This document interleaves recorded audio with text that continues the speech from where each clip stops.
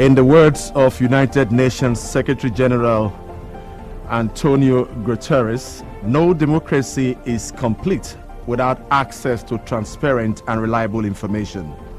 It is the cornerstone for building fair and impartial institutions, holding leaders accountable, and speaking truth to power. World Press Freedom Day celebrates the fundamental principles of press freedom, assesses the state of press freedom throughout the world, defends the media from attacks on their independence, and of course pays tribute to journalists who have lost their lives in the line of duty. It was proclaimed by the United Nations General Assembly in 1993 following the recommendations of the 20th session of UNESCO's General Conference in 1991. The 2019 World Press Freedom Day is themed Media for Democracy, Journalism and Elections in Times of Disinformation. It aims to address challenges faced by media in elections, along with the media's potential in supporting peace and reconciliation processes. Some of these challenges include government clamp down on media houses, restriction of information circulation and the dissemination assault and attacks on journalists, as well as spread of fake news. Recently in Lagos, panelists, participants from 32 at the Digital Rights and Inclusion Forum, organized by Paradigm Initiative, declared the growing marginalization of Africans in information accessibility in the digital space. The panelists and participants cited different examples of digital rights marginalization in Africa. I tell you, some African countries in recent years have suffered internet shutdown from their government to contain and manage information circulated through the internet. Currently, Chad has been without internet for the past 13 months. Algeria, Cameroon, Ethiopia, and Tanzania have also been on the receiving end of a government clampdown on citizens' rights of information. This brings us to where we are today. Yes, we're here today on the platform on Flow 94.9 FM, the pinnacle of all discussions here. And today we have some special guests in the house as we are going to be looking at the Press Freedom Day. The theme, the choice of the theme, and the plight of journalists and the media in Nigeria. I have as guests in the studio today. First, to my immediate right, we have Chimdi Oloha. He is a former Chief Press Secretary to Abia State Government, a retired Permanent Secretary, and of course, a veteran journalist. Good to have you. My pleasure. You're welcome. And we also have the chairman of the Nigerian Union of Journalists in Abia State already here, John Emejo. You're welcome. Thank you. Good day. Yes, you'll have to move a little bit closer to the microphone. Okay, I'll just begin with you, Chimdi Oluha. This year's theme. What is this year's theme? Thank you, Weniha. It's good to be here to discuss this program, to discuss this topic. Journalism without fear or favor. That's the theme for this year's World Press Freedom Day, which was actually scheduled for yesterday, the 3rd of May. Every year is set aside for the celebration of the World Press Freedom Day. So, our theme for the year is journalism without fear or favor. That's the theme. Okay, journalism without fear or favor. What do you think could have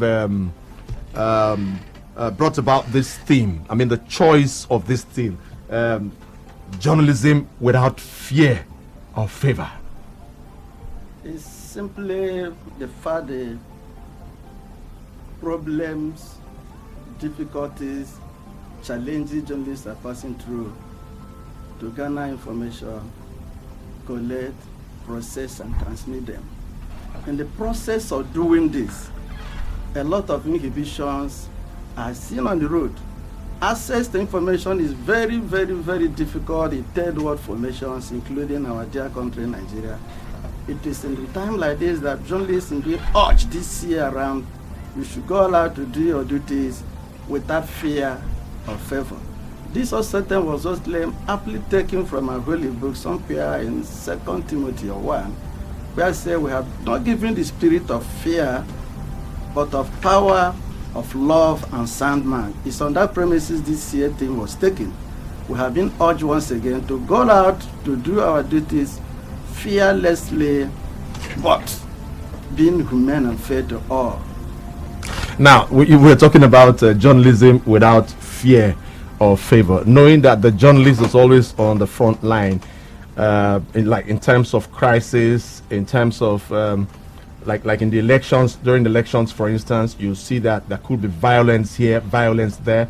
The journalist is always going there to get the information. In these days of the COVID-19, the journalist is always there, even with so much risk, going to places where these people are and all that. When we begin to think of that, do you think the journalist should actually go out without fear or favor? Why should he do that? Yes, indeed. This is the time most appropriate for journalists to do this job without fear or favor, actually. Because in this period of COVID-19, you see a whole lot of disinformation around. Not just the normal job of the journalist, the rigors and the hazard. That one is given, okay? But at this time, you have a whole lot of disinformation going on in the social media and elsewhere. It is at this time that journalists should give the people the appropriate, correct, truthful situation that will help to checkmate this virus, this pandemic. And it is at this time that this theme becomes very appropriate. Journalism without fear or favor. It behoves journalists at this time more than any time else to ensure that the people get the correct and truthful situation of things as regards the COVID-19. Now that you... Let me add before you continue, okay. sir. In the line of doing this, only the living can report. Only the living can report. It behoves on all of us, while we're also practicing in this endemic era, to protect ourselves. We owe it as a duty to protect ourselves. The necessary private or PPE, personal protective equipment or gear, our employers must provide it for us. For instance, if you are covering warfare, you are a journalist, you will be kitted and provided bulletproof and all that, so as the bullet and all that will not hit you in the process of doing your job.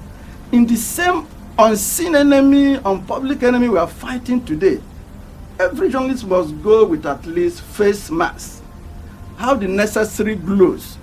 The social distancing we are talking about, you are preaching to the public, you must apply it while doing your duty. As I said earlier, it's only the living that can report for the living.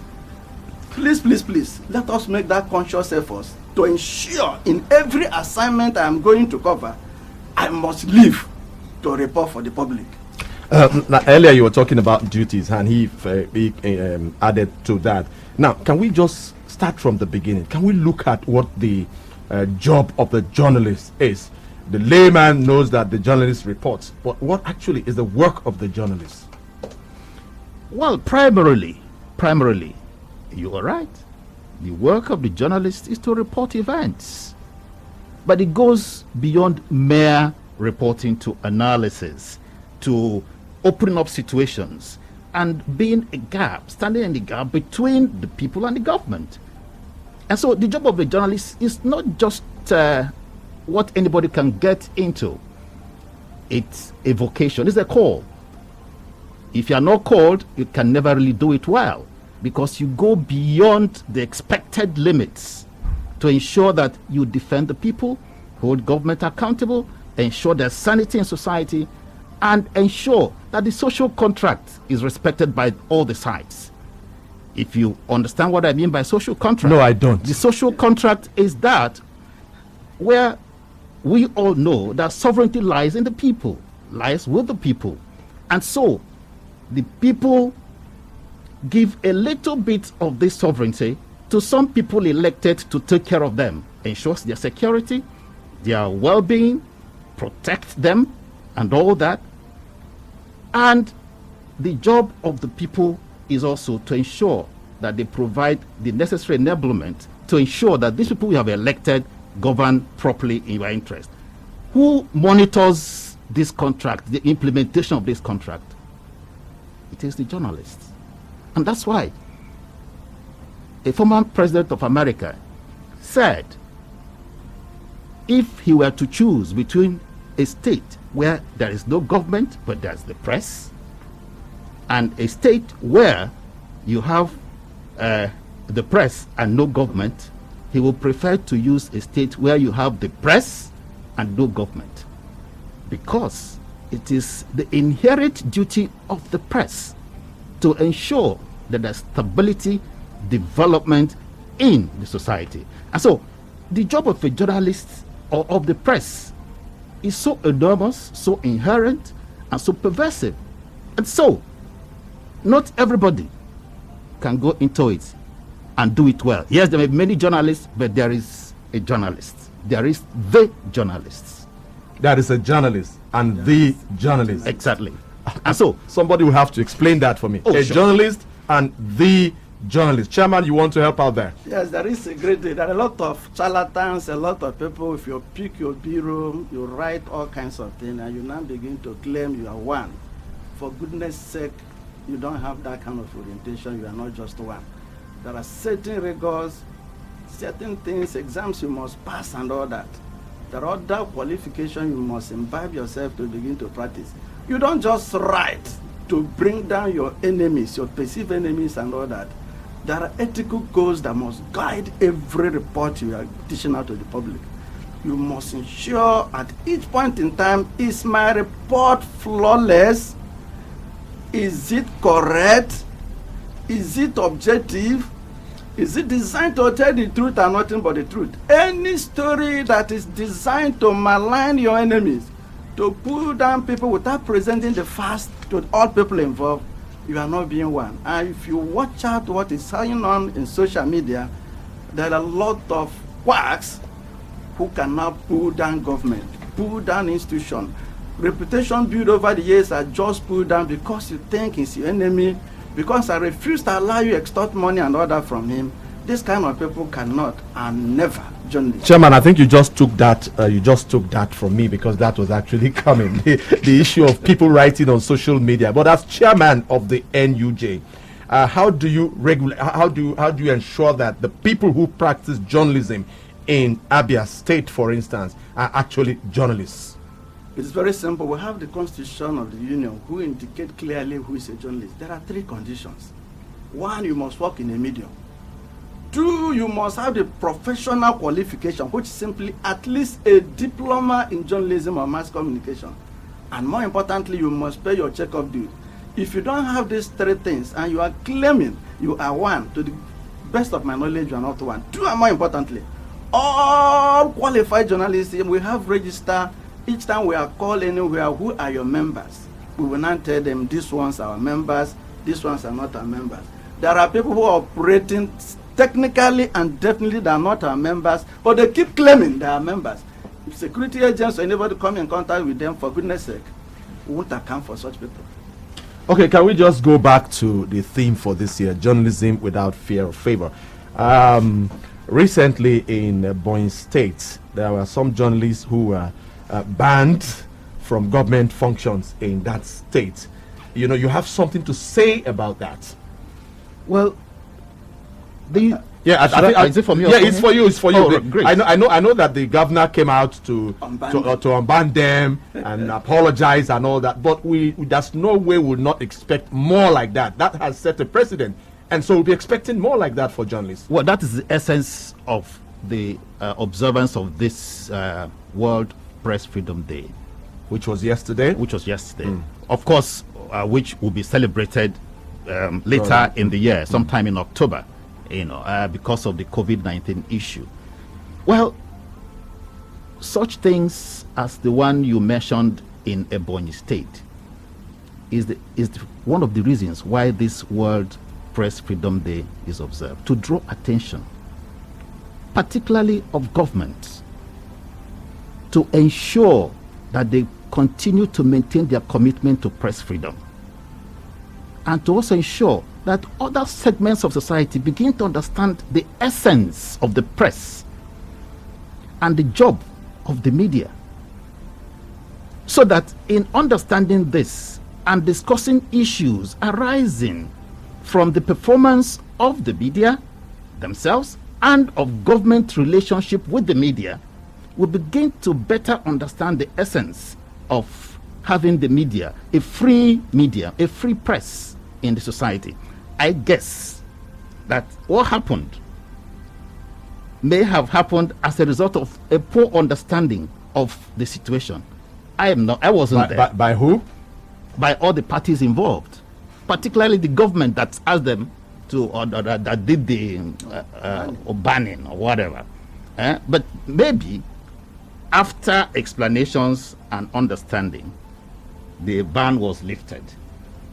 But that is just an isolated case. The issue is that those in government see the media as enemies. That is a fact. For those of us who have operated in this environment, particularly in the third world,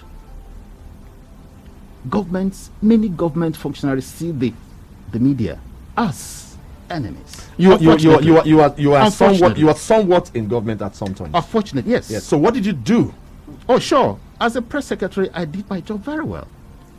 I don't need to blow my trumpet. You just ask journalists around town, and a former DG of mine, Dr. Ediro, said you have to blow your trumpet. If not, someone who doesn't know the value will smash it. They will tell blow you. It. They'll tell you. Information managers should be able to interact properly and professionally with journalists. Otherwise, you will fail. So, for you as a press secretary, basically you are an information manager for your principal. And so, you must maintain a cordial relationship between your principal and the media. The journalists in your area of operation, not journalists outside your area of operation. I am of the opinion that for a press secretary to leave journalists operating within his area of environment to begin hobnobbing with journalists outside is not doing it, is not getting it right. You must make those available comfortable because they see what is going on. They are the ones that will report. But when I sit down and look at what's going on, and you see somebody leaving a state correspondent and going to Lagos, Abuja, to give out adverts, sponsorships, without making use of the local person here who actually does the reporting. He is on ground. The person in Lagos does not know what's going on here. The person in Abuja does not know what's going on here. It is the person here who will report and give an accurate situation of what's going on. Okay, if you've just joined us, it's the platform on Flow 94.9 FM, the flow of God's own state. We're marking the World Press Freedom Day, and this year's theme is journalism without fear or favor. We have the chairman of the NUJ, Mr. John Emejo, in the house. Well done. We also have Mr. Oloha, who incidentally was the press secretary to the former state government. and of course a veteran journalist as well. Let me come back to the chairman. Back in the day was time when journalists would write and probably the publisher will say this story will not go, and the journalist insists that this story would go because this is what the people want. This is for public interest. And sometimes he gets sacked. And when he is sacked, his profile rises. Other people will come get him. But the case is not, this is not the case today. Now, we're talking about journalism without fear or favor.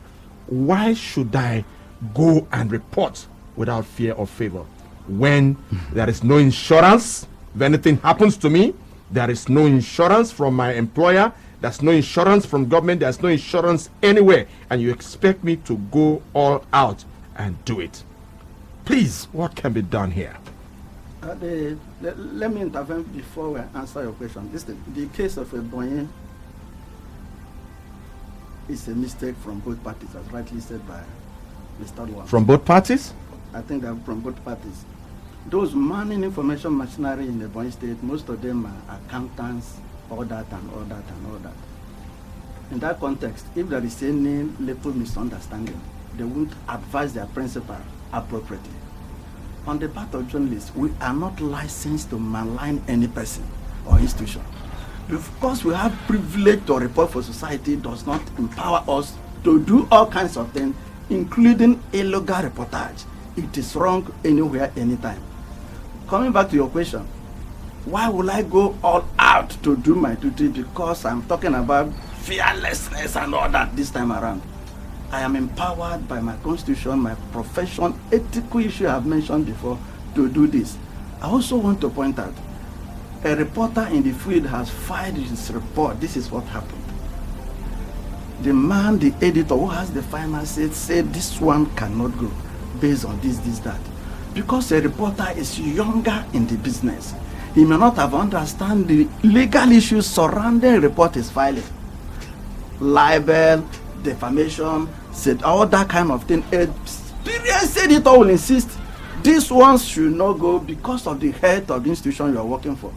But when you are told these things cannot go and you insist it's either it or opt out, you may opt out. In those days, jobs opportunity are just here and there, unlike what is have available. Please, I would like to interrupt you here. Just hold. I'd like to interrupt you here. The journalist, the reporter brings in a story. Yes. But because of ownership interest, and this story will be of public interest, the journalist is expected to be reporting for public interest. But we are looking at the ownership interest, and the man says, no, this story, probably the publisher himself or the owner of the station himself says, this story cannot go. Whereas everyone else is taking it. What happens? Well, listen to what I'm saying. It is only a fool who will now castigate your employer, for goodness sake. You may be aware, perhaps the owner of your outfit is a drug baron and all that and all that. You are not expected to go to the public to say it. Without his feeling, you won't do it. The truth of the matter remains. The truth of the matter remains. There are ethical issues in whatever we are doing. Oh, that's better now. I think you're louder now. You are a little low. Oh, sorry. Okay. There are ethical issues in whatever we are doing, in all professions, including media profession. For goodness sake, once that ethical standard value is not maintained in our report, the senior editor who understands the implication of what he's doing will step the story down. As I said again. What does it mean to step the story down? Does it mean that the story will not go, or it will be stepped down, as you said? What do you mean by step down? No, you will dictate those ones that will put you into trouble and present the story where the organization will still remain and operate. From a different perspective or angle? Not the same perspective. There are harsh languages you may have used. Editor said this one is too harsh. Because being hot-headed, fresh from university with good ideas arising from that dimension, you are insisting it must this way or never. Or you opt out from the job. That's what I'm saying. Insurance for journalists. Well, that's for the union to handle. The professional body is essential. The fact that It's not yet perfect. I'm not sure whether it is perfected now or not, but I understand that And the chairman is here. Maybe the chairman. I think he will handle that. There is a policy before where journalists are expected to pay a certain percentage to be assured now. But you know our people. Tell me about our people.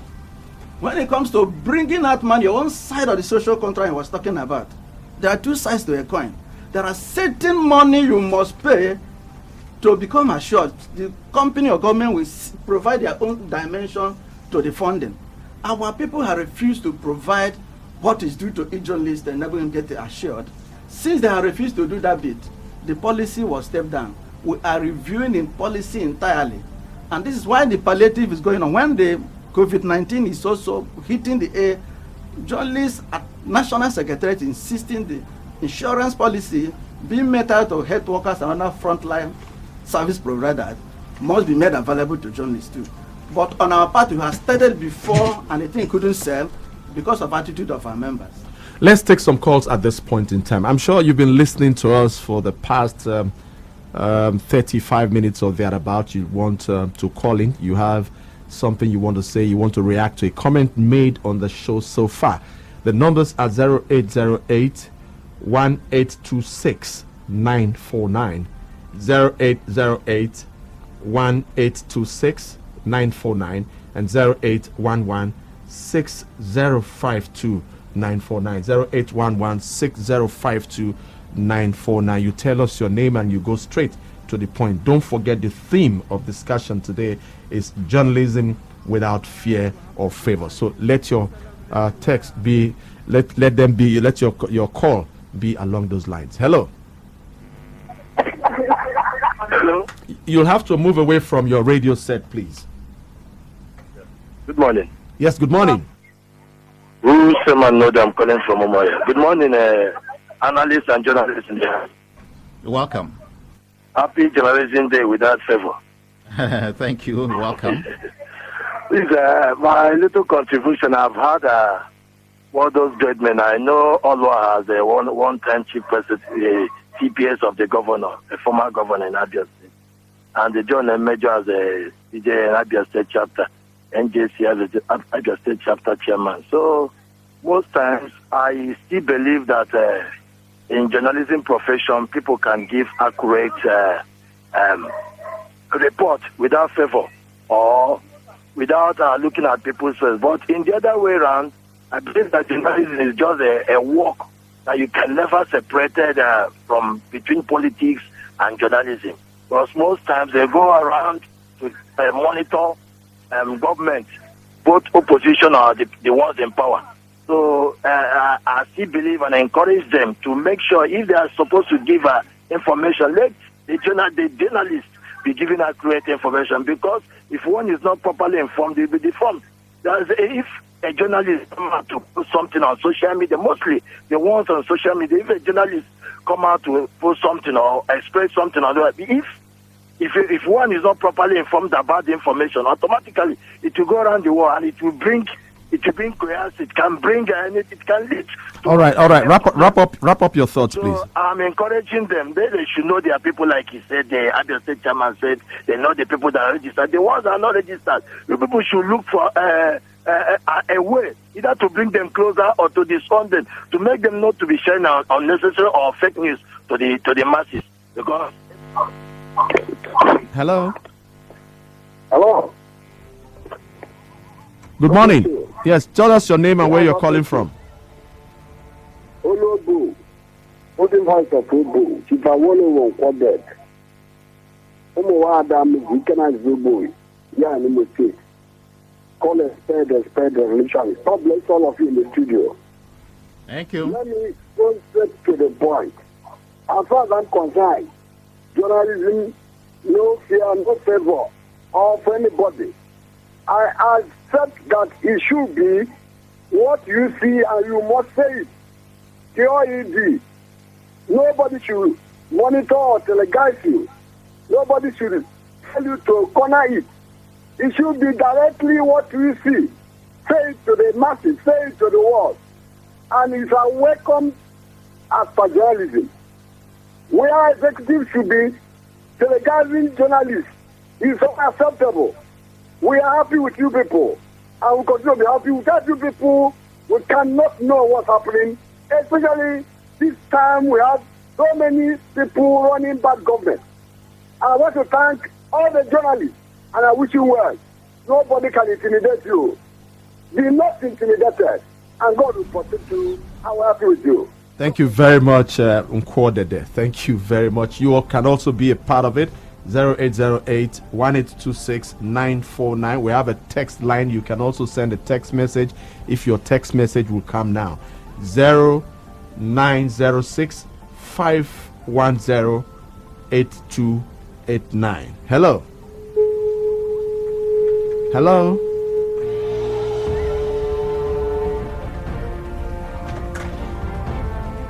Would you like to react to, or especially what the last caller just said, Chimde? Yeah, well, I thank him for the encouragement he's just expressed as regards journalists and their performance. Yes, the Nigerian Constitution provides for freedom of the press, but many people believe that it's just more on paper than in practice. If we look at what is going on, yes, from afar, you might think everything is okay for the journalists operating in Nigeria. But that may not be correct.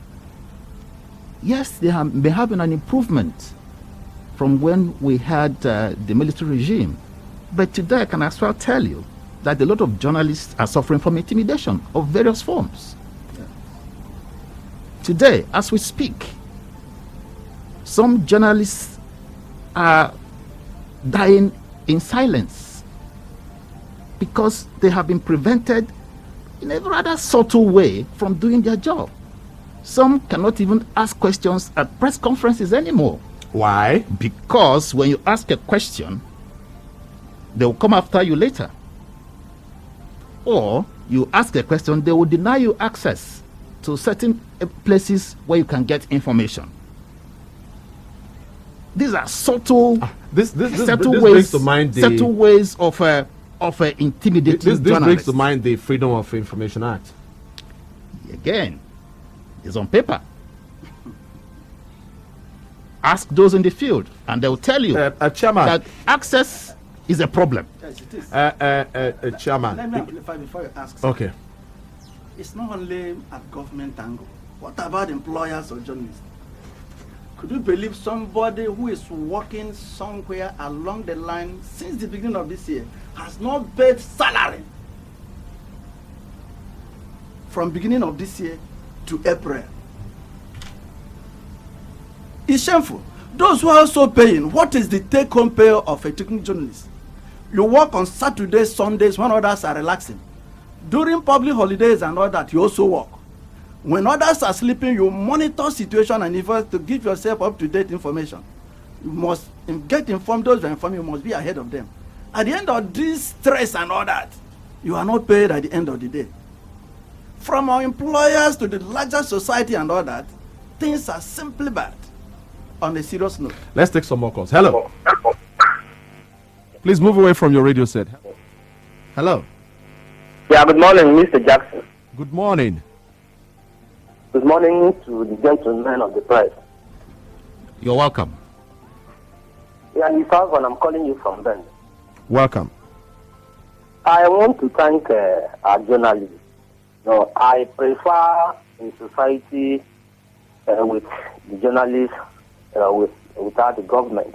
Your work cannot be overemphasized. Even during the struggle for independence, you always, kind of mold the opinion of the society. But it's quite unfortunate what we are witnessing, especially with the advent of the new media. If you can work towards, kind of reshaping that area, because it appears that the social media is where people can express themselves freely. But you notice that we have a whole lot of issues ranging from mail, fake news, and the rest of them. And it's not, selling well on the image of journalism. So it's a problem, a very big problem you have to, seriously tackle. Otherwise, you will doubt the future of your work. But all the same, they continue to support you in the work you're doing because thank you. In our own interest. Thank you very much. Thank you very much for